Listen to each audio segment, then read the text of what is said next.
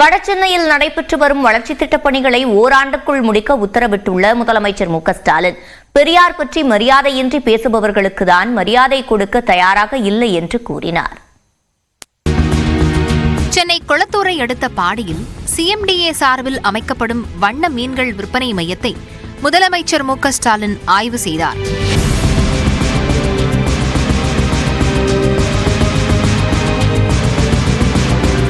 இதனைத் தொடர்ந்து திருவிக நகர் கன்னிகாபுரத்தில் பெருநகர் குடிநீர் வழங்கல் மற்றும் கழிவுநீர் அகற்று வாரியம் சார்பில் 44 கோடியே 15 லட்சம் ரூபாய் மதிப்பில் குடிநீர் குழாய் அமைக்கும் பணிகளுக்கு முதலமைச்சர் அடிக்கல் நாட்டினார்.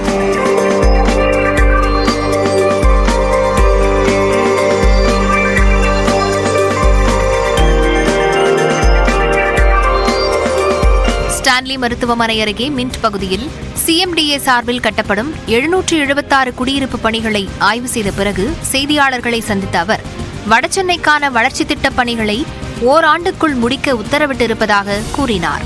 மொத்த பணிகளை பொறுத்தவரை 252 பணிகள்.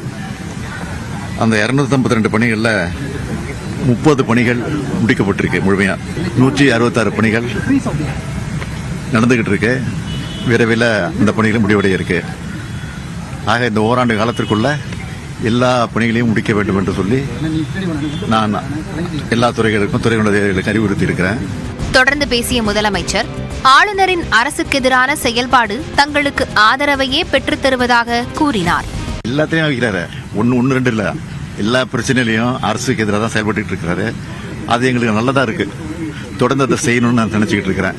ஏன்னா அதை செய்யதான் எங்களுக்கு மட்டும் இல்ல, மக்களுக்கு வேகம் வருது.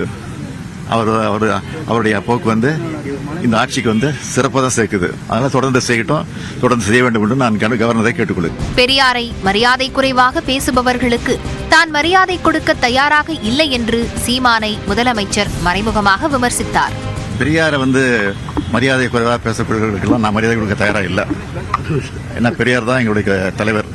எங்கள் தலைவர்களெல்லாம் தலைவர் அவர் தான். அதனால அதை நாங்கள் பெருசுபடுத்தல பொருட்படுத்த தேவையில்லை. தமிழ்நாட்டில் சட்டம் ஒழுங்கு சீராக இருப்பதாக கூறிய முதலமைச்சர், அங்கொன்றும் இங்கொன்றுமாக நடக்கும் சம்பவங்களை எதிர்க்கட்சிகள் பூதாகரமாக்குவதாக குற்றம் சாட்டினார். முன்னதாக வியாசர்பாடி ஜீவா ரயில் நிலையம் அருகே கட்டப்பட்டு வரும் கணேசபுரம் மேம்பால பணிகளையும் மு.க.ஸ்டாலின் ஆய்வு செய்தார். இதேபோன்று தண்டையார்பேட்டை பேருந்து நிலைய பணிகளையும் முதலமைச்சர் பார்வையிட்டார்.